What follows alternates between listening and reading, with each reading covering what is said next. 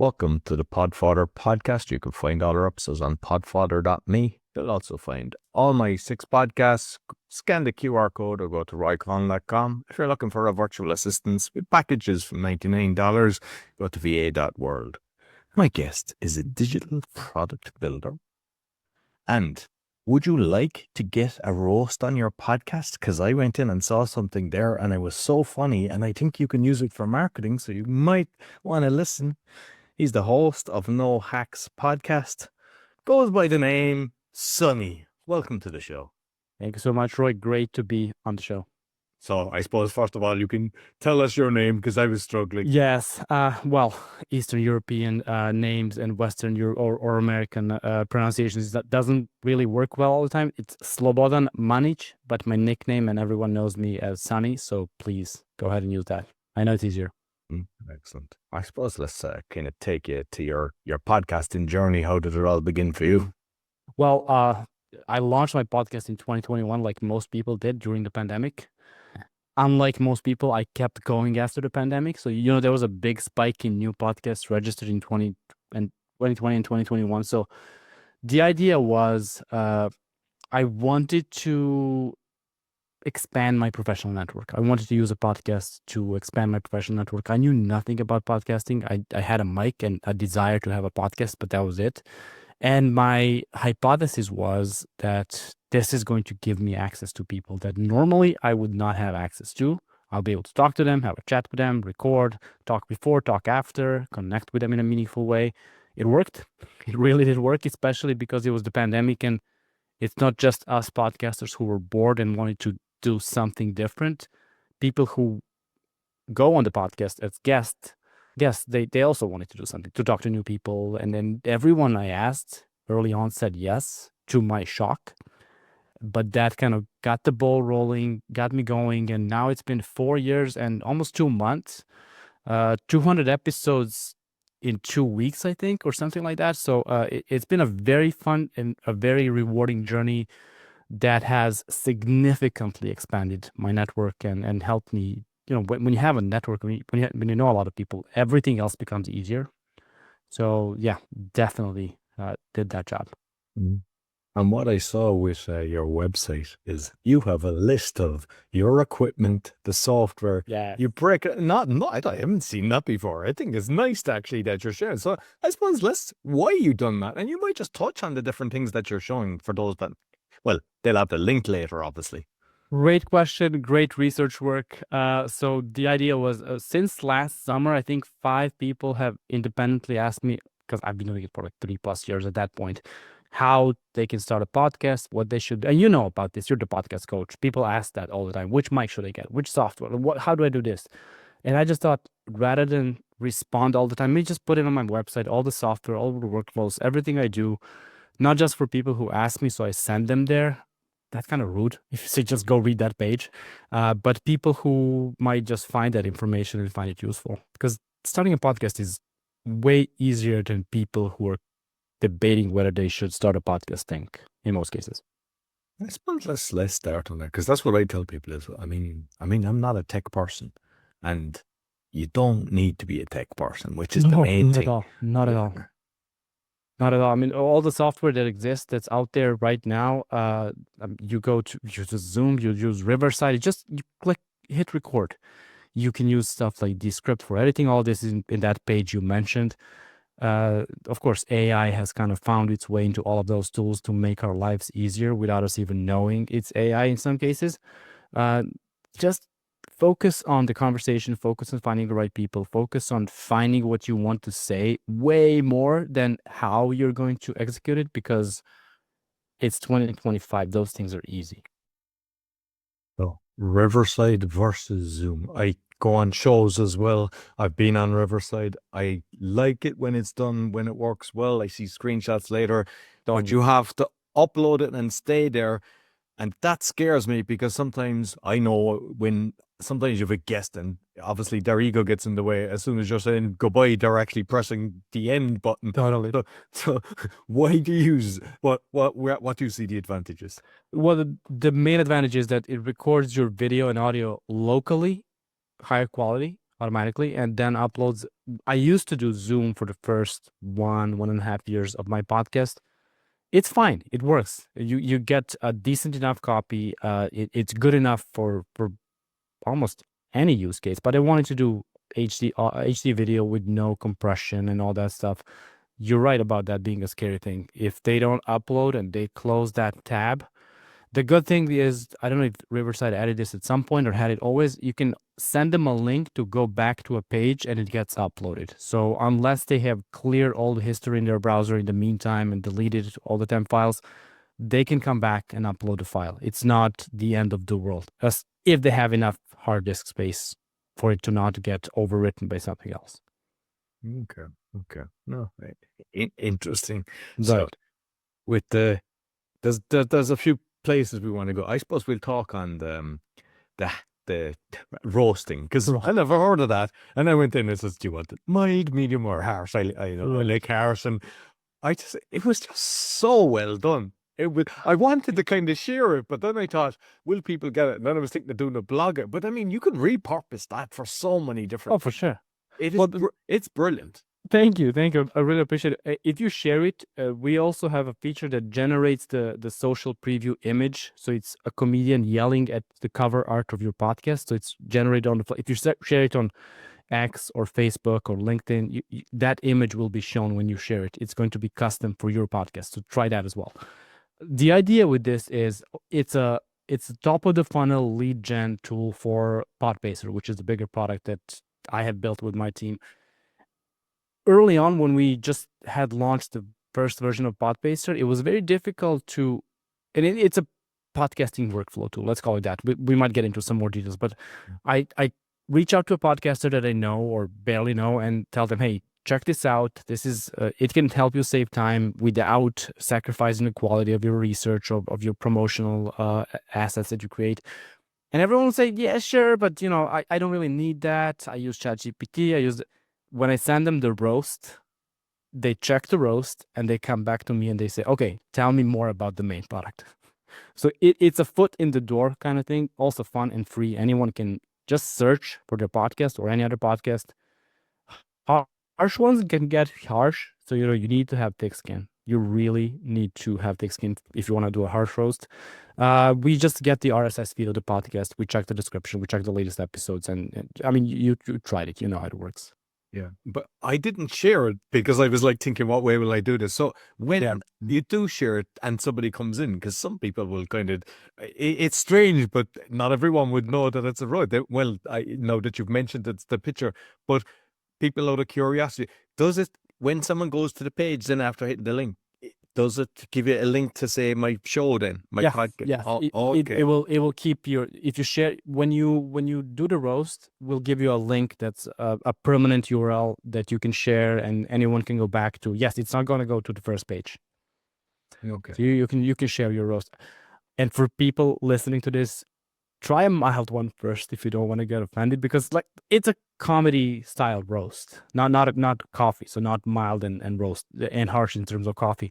But it's fun. It's just we wanted to have a funny use of AI to show how it can help with podcast and just to give people a teaser of what the product can do.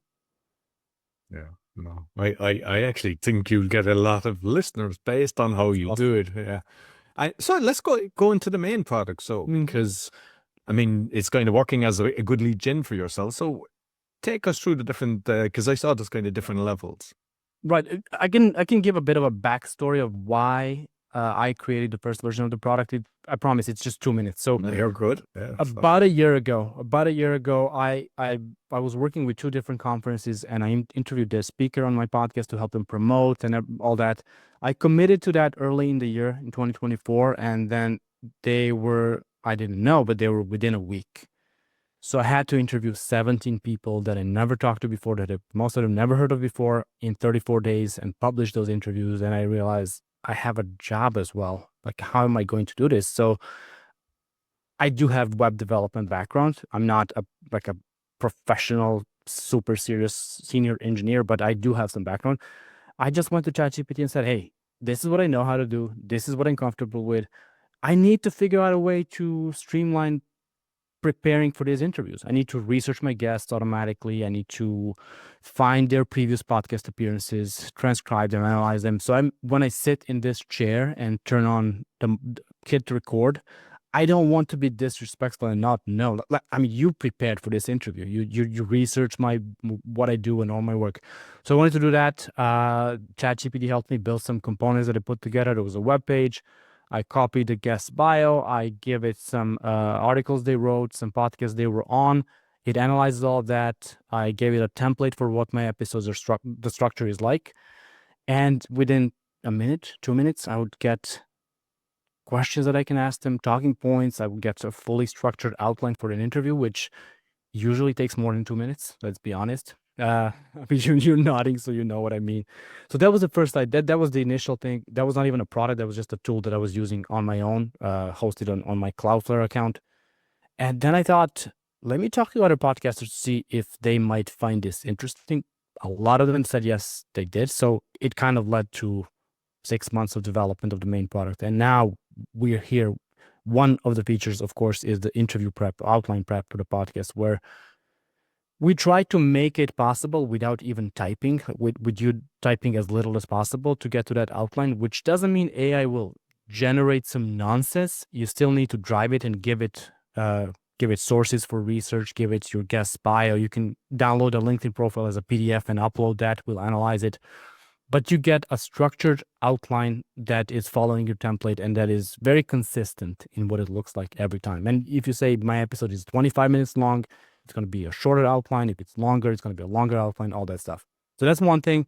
The one thing that we've been working on this year is podcast episodes to other types of content automatically. So we transcribe all of your episodes and we produce several dozens of content units based on that. Twitter threads, LinkedIn posts, blog posts automatically without you having to. I mean, you can give it some extra prompts and instructions, of course. Like, I want this one to rhyme. You can say, I want all of the content assets for this one to rhyme. It will make them rhyme. But the advantage of doing it this way is you don't have to copy paste with ChatGPT and give it instructions every time and make sure it's consistent. It's the same prompt every time. It's automatically happening. We transcribe the episode, and because it's trained and it's using you speaking as its source, we know your tone of voice, so we know what it's supposed to sound like. It's not going to sound robotic and or nothing like that. So that's another thing. The third one we're building right now is the AI assistant, which is quite literally a ChatGPT-like interface where you talk to your podcast. We transcribe every single episode, tag all of your episodes, analyze them, and then you can say, hey, get me my last 3 episodes about SEO. And let's write a blog post about SEO based on those 3. And then it's going to pull in quotes, real questions. You can say, what was the 7th question I asked my guest in April last year, whatever the guest was. It will immediately know how to pull. If you have a repeat guest, you can say, this guy's coming back, this one's coming back. How can I prepare? What did I ask them last time? I don't want to repeat that. So it's kind of a smart assistant for your podcast. Because, I mean, there's different platforms, which are handy in a way, like say Podmatch, which we connected. They're great for connecting and stuff. But what I always try to do is I don't want to have it the exact same as it, because you're trying to create new content for them as well, because they're more inclined to share it. And what a lot of people do, they just look at what the person has written and they're just asking the exact same stuff the whole time. Whereas what you want to avoid. Yeah. And that's why I'm always with my form as well. I get some information for the form, but I'm always trying to find a different angle to, Absolutely. yeah, but I love that. And because it does that. I mean, I spend at least an hour. That's kind of my time frame is, 1 hour, watch some videos or I fast through if they have a podcast. I'm listening kind of how they do it. I'm looking at their stats and things like that. But with the editing then, like, because there's ones that do the transcripts.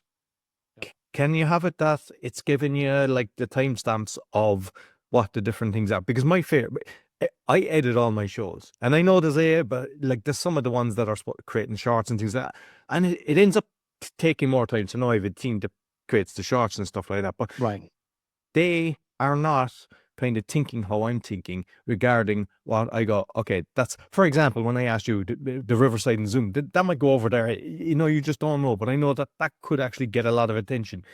Can you have it that it's given the timestamps and the questions, and then I can kind of, because that's what's killing me with time actually. The editing process, yeah. You're talking about reels and shorts specifically, right? Well, it's more the description, because I write down what we discussed.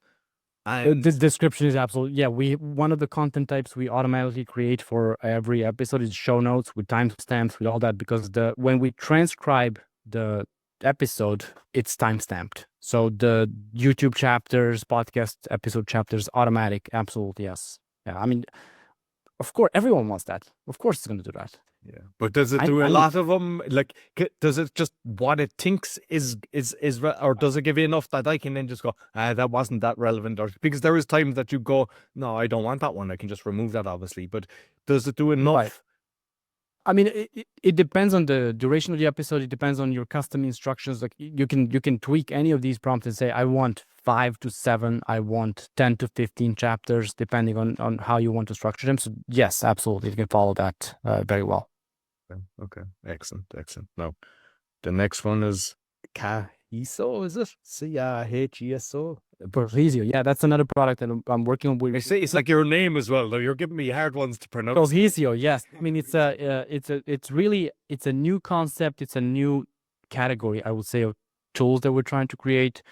It's just pre-launch. It's not fully launched. We're in open beta, invite beta, I would say. Basically, what we do is there are a lot of tools that analyze your landing pages. There are tools that analyze your ads. This one specifically looks at your ads and their landing pages and analyzes the link between. So if your ads say one thing and your landing pages don't support that, don't validate that information, let's say the discount in the ad is 30%, but someone changed the website and now it's 15 or 20, you're going to lose that conversion automatically. What the platform does is it checks for all the inconsistencies. You have a dashboard that alerts you about everything that is a mismatch between the ads and the landing page. Works with Meta ads at the moment. We're going to add Google ads in the future, and just saves you trouble of wasting money on ads. That's the idea. I think that's a good way to use AI. It is, because some people might think that, how can you do? I come across that so many times. The amount of people, and I'm gone. It's like, what, you're bringing me here. Then you think they're tricking you, but the reality is sometimes it's different teams that are putting these things together. They're not talking to each other. Almost always, it's not someone trying to trick you. Just miscommunication, working in silos, all that stuff, and it's easy to make mistakes. People in agencies, in marketing teams are stretched way too thin. They have too many things to take care of every day, and there's not enough time. So if it's one person working with the landing page, another working with the ad, will they have a sync every time something changes? No. So things go out of sync easily. The best way to automate this is just to use AI to look at those things, analyze them for you, and tell you, hey, you have a problem here. You're lying to people, basically. So, like, you're creating like websites, digital products, yeah? You're doing right stuff. Exactly. So because I'm having a guest soon that has he's blind, a disability, and it was kind of my forums, and he said that maybe somebody was helping them or whatever, but I know you can get websites that are kind of disability. Like, how do they do it? Because I know that if it does voice, you can have the text, but when they're blind and everything, how can people make it that they're accessible for everybody? Well, I mean, this is the web developer speaking now. If your code, if your website is coded in a good way, I mean, there's this thing called semantic coding, semantic HTML, all the other that. If the output is semantic and written in a way that browsers expect it to be, you're good. You're fine. You just have to worry about the contrast and font sizes, all that stuff. I mean, it's super easy to create an accessible website. The bad thing is it's also very easy to make it non-accessible and to make silly mistakes where, form fields, for example, need to have labels that make sense. That this is this label, this is for that field, this label is for this field. Everything needs to be, if you turn off your screen and something reads basically your page for you, you need to be able to understand. And that goes back to just having semantic code and not doing any validation issues. And there's a design component as well, where if the contrast is not big enough. It's not going to be easy to read the text. I think it's easy. It's just very much common sense. Why most websites are not accessible, I don't know. I don't know. But we have a law coming in June this year in Europe, European Accessibility Act. So accessibility is not going to be optional anymore. It's going to be mandatory for most websites, and thank God. So we'll see what happens. But having a website making it accessible it's actually easy.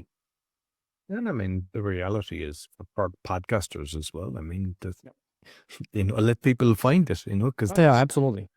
Another thing about accessible websites, if your website is fully accessible and screen readers can understand it and people with disabilities can use it, that means Google and other crawlers can understand your website better as well. So your SEO is going to benefit from having an accessible website. That's a no-brainer.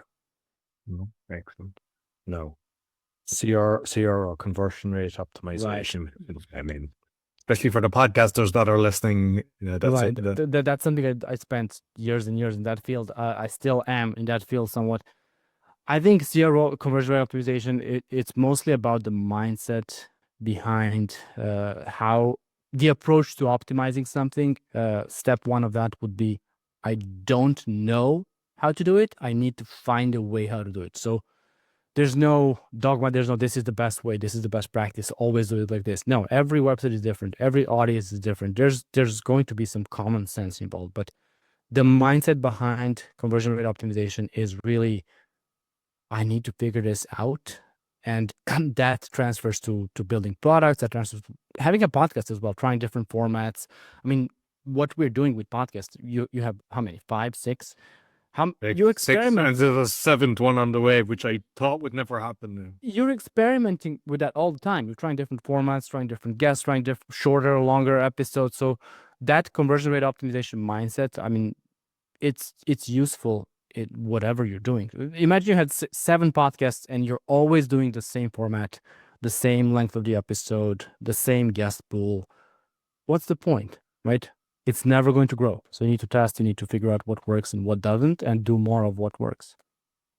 And I think a lot of people are guilty of not watching the analytics and stuff like that, because I'm Fair. constantly looking and then looking at each episode and saying what's dropping, why is there a drop off, what happened there, and just by paying attention and looking at the numbers as well and going, okay, they're more interested in this topic, like even the Polish idioms. Yeah. Oh, they love that, and then just do more of that. Oh, that's great. And to say the awakening, common law sovereignty, and so you're serving the audience. But unfortunately, a lot of people, they just they have their system, they have their methods, and they just chug it out. And why isn't it growing? I mean, don't look at analytics all the time, because that will drive you crazy. Every podcaster knows. Every person with a website even knows this. Social media, wherever you have analytics, don't obsess over analytics, but it feel the pulse, see if the direction is good or you need to change something. But maybe like every week or every month, just try to seriously assess your analytics. If you just look at it daily, twice a day, it will drive you crazy. I guarantee you that. Yeah, no, definitely. Yeah. So your podcast, no hacks. So interesting name, very good, and Thank you. obviously you've learned from guests coming on. So I'm just curious, is there any things that, because I mean, even what you're doing, what I love is I'm 7 years podcasting, and every time someone's coming on, I go, "Oh, I didn't know that. I didn't know that. I must do that. I must do that." And like, it's benefiting me, but I know I'm benefiting all the listeners who will actually do something with it as well. Because some people will go, "Oh, that's good," and they won't act on it. Oh, I mean, if you're benefiting from it in the sense that you're learning, it means there's other people who will be listening, who will be learning as well. So that's kind of very obvious and a very good way to approach it. What I've learned is, when I started my podcast, because that was 2 or 3 years after I started doing conversion rate optimization, and I took some courses online in 2018, 19, so before the podcast. I just approached people who were instructors on those courses to be guests on the podcast, and it's almost like a private session with the instructor where you get to ask them questions, follow-ups from the course and whatnot. So it was a very, very important learning resource for me, trying to get better at conversion rate optimization, trying to meet these people. They're no longer faces on a screen. They're real people that I'm talking to, that I'm connecting with at conferences later. So if you are in a field, I mean, there's different types of podcasts. There's a narrative. You're not going to learn from people there. But if you are in a professional podcast, B2B, whatever you want to call it, take that opportunity to learn from really the best minds you can get access to. I have a podcaster friend who told me recently, when she asked people to have virtual coffee, just out of the blue, most people would say no or why. When she asked them to be on her podcast, almost always it's a yes. It's so much easier to get access to those brilliant minds that are everywhere. And what fascinates me, I mean, I do it myself when I'm on shows. I don't hold back. Someone asks me something, I just like yourself, you share. And people, they think by giving too much information, it's going to damage me. And if anything, it attracts people to you because they realize your skill set. 100%. 100%. I think the world, the internet as it is, it's kind of taking a detour. It's gone bad in many ways, but the internet is an open medium where anyone can share anything, and that's good and bad at the same time. But sharing your knowledge, sharing your progress as you go, as you're learning about something, is going to attract the right people no matter what. If you're worried that someone will steal your idea, I mean, there's 8 billion plus people on Earth, and are you sure no one else had that idea before? Like, there's not, keep your cards close to the chest, all that BS. There's no point in doing that. I think it's best to share everything. If someone rips it off and then executes it faster than you do, it's life. You can have two people with the same business idea building a business with different results. So even if someone steals that from you, so what? You can do it as well. I think just sharing and growing your audience and your network and your following by sharing your progress as you're learning and building something is probably the best way. And your RSS feed, what's the platform that you're using? I use Buzzsprout to host my podcast. Oh, you're Buzzsprout as well. Okay. I'm pretty happy. It's been Buzzsprout for 50 months now since I started the podcast. Super happy with them. That I never had a reason to consider changing the platform. Do you have any thoughts on that? No, I mean, I have some clients and I get access because I'm able to analyze things a lot better. So I see it. I use Spotify, I use Podbean. I'm not happy with Spotify, to be honest with you, because their service, I know Buzzsprout, lots of people tell me how good they are. For Spotify, very slow. Plus, they've removed some episodes from me as well, which means censorship. Yeah, not just The Awakening, one on on the meditation as well, because it was a healing frequency one, and I was like, oh wow, yeah. So yeah, it's not nice when you see that kind of thing happen. It's not nice. Also, Buzzsprout, Podbean, those are hosting platforms for the podcast. Spotify is a distribution channel. I don't want my distribution channel to also host when there's other. I want to separate those two, just to be calm about my podcast, because if Spotify decides, yeah, we're not pushing your episodes to Apple anymore because we hate Apple now, like, do you really want to risk that? Honestly, I would never host with Spotify for that reason alone. Yeah.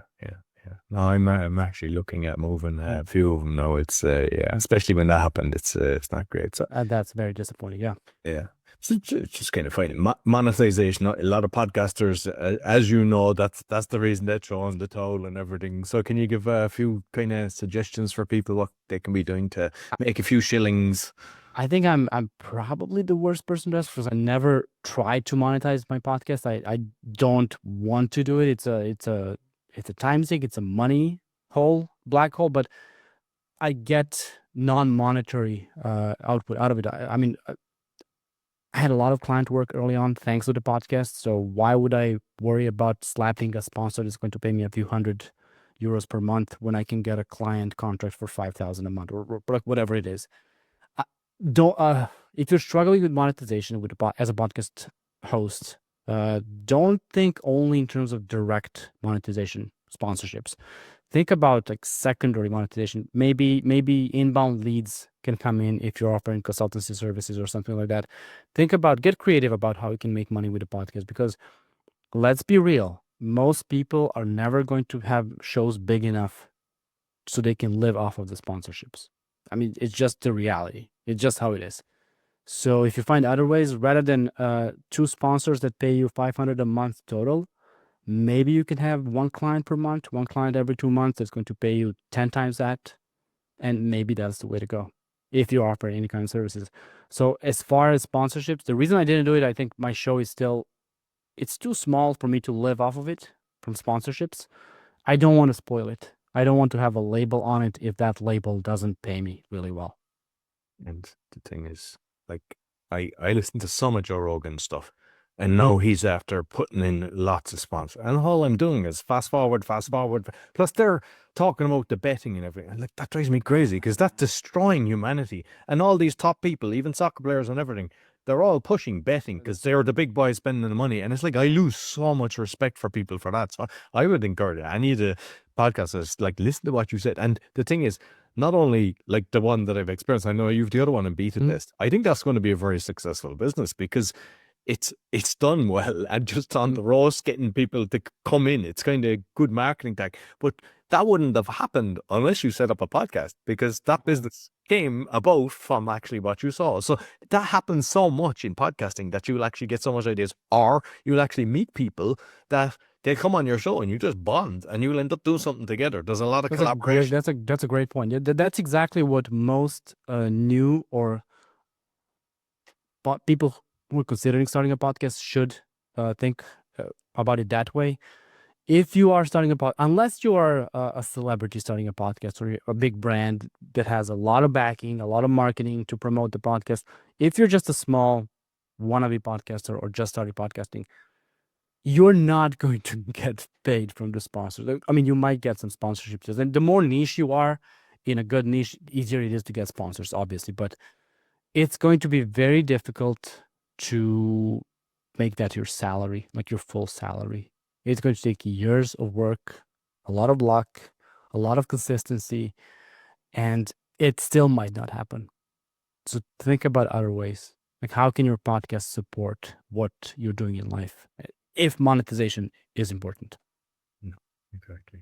I mean, that's my honest answer. But No. honestly, I've had sponsors approach me and ask me about every time I didn't even look at what they're saying. I'd read the email, but I knew the answer was no because I didn't want to. I even had a joke until last summer that I was with some podcasting friends. When a supplement brand approaches me, a white podcasting male, I'll know I made it because, you know, that's like the biggest cliche in the world. It's supplement brands and white male podcast, both of us. And I had a supplement brand approach. It was a stupid deal that made no sense at all. But like I shared that with everyone because that means I made it as a podcaster. I'm happy. I just need to continue doing this. Yeah, I mean, I'm joking, obviously, for anyone listening, but it did happen. I see a lot of, like, say, the likes of McDonald's. They're usually when people are doing the videos, or Red Bull and things like that. And if it goes against what you're promoting, because I mean, on my awakening, it's all about health and everything. I'm fighting this kind of stuff. Exactly. I would lose my, and sometimes I see people do it. They have a podcast and they'll just take whatever comes in the door. You will damage yourself because, you know, just bear that in mind. And sometimes you can go out and start searching for something that might suit, and even get them on a show and charge them to come on the show. There's a few ways of doing it, but yeah, I think what you said is podcasting is a slow game. It's a super slow game that takes years. If you think it's going to change your situation overnight, if you take a Red Bull as a sponsor for a podcast that's anti-Red Bull, essentially, there's all those years in the future that you're losing for that one small contract with a sponsor. And is it worth it? If you were going to kill or sell your podcast, maybe. But if you want to continue what you're doing, no way. No way. Yeah, because it, you know, they say it gives you wings. Do you think it's going to, your show take off? No, it is not. To get out of scissors and just start but take off and then falls down and then you lose your show. Yeah. Not worth it. No, exactly. Well, listen, Sonny, I thoroughly enjoyed it. I encourage everybody to actually do the roast. And what you do is on the show where I've posted, you can actually attach the roast that you've got. Let us know, or the link for it, because that's something that would be of interest. But you might let people know where they can find you. Well, LinkedIn is the best place to just search for my first name, last name. I think I have an uncle with the same name, but you'll recognize I'm more popular than my uncle. We joke about this all the time. So LinkedIn is a good way. nohackspod.com is my podcast. You can check it out there. You can follow, you can subscribe. And Podpacer, so PODPACER.com is another thing that's what the roast is. If you go to the footer, there's a link to the roast on that website. So yeah, that's the easiest way. No, perfect. I'll make sure I put the links both in the audio and the video. Thank you very much. Thank you. So that's all for the Podfather. You'll find all our episodes on podfather.me. You'll find my 6 shows. As mentioned, scan the QR code or go to roycon.com. If you're looking for a virtual assistant, go to va.world. Sure to give us a thumbs up and make sure you check out Sonny's podcast and No Hacks. Give him a 5-star rating. And as I mentioned, do a roast. And even do a roast on me and send it to me. I can take it. I can take the fame. Until next week, take care.